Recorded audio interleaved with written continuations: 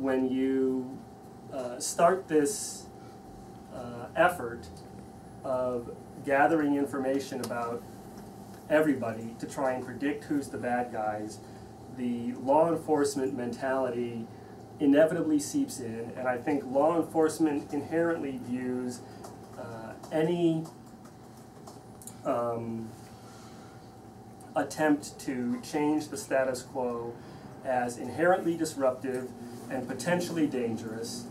And so even peaceful political activists who are doing precisely not just what our Constitution protects their right to do, but what frankly our entire system of government presumes they should be doing, are treated as inherently dangerous, and you have the kind of massive data collection about political activists that happened here in Maryland. And John alluded to this, and the story that was told when the first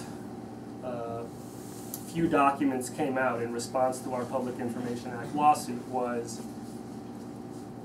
we were just collecting information about anti-death penalty activists because we were worried about disruptive protests at anti-death penalty events or surrounding upcoming executions.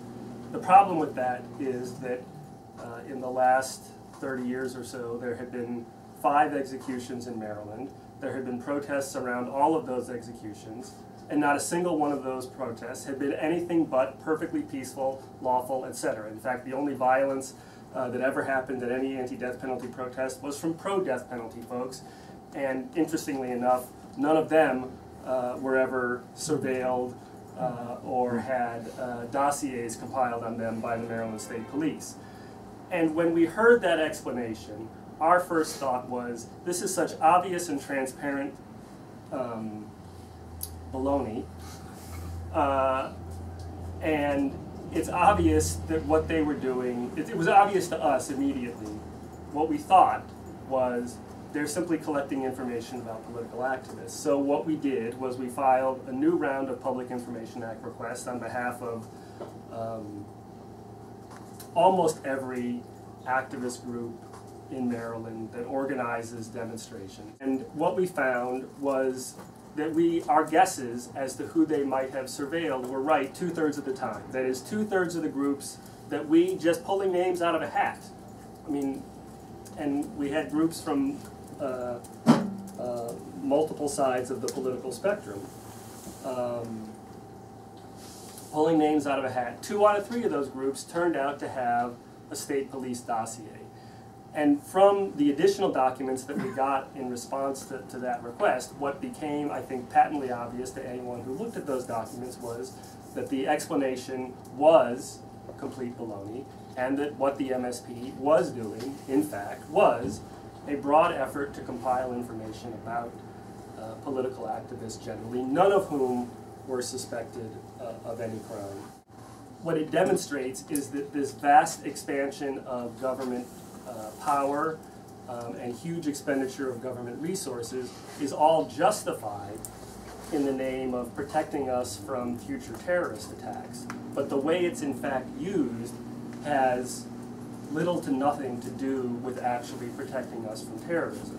So instead of all these vast resources being used to actually find terrorists, what's interesting is that with all of the tens of millions of dollars spent on fusion centers, and there's a fusion center now in every state in the country, there is not a single, and there have been terrorist attacks in this country since 9/11, but not a single one of them has been prevented, nor has a single terrorist been caught because of a fusion center.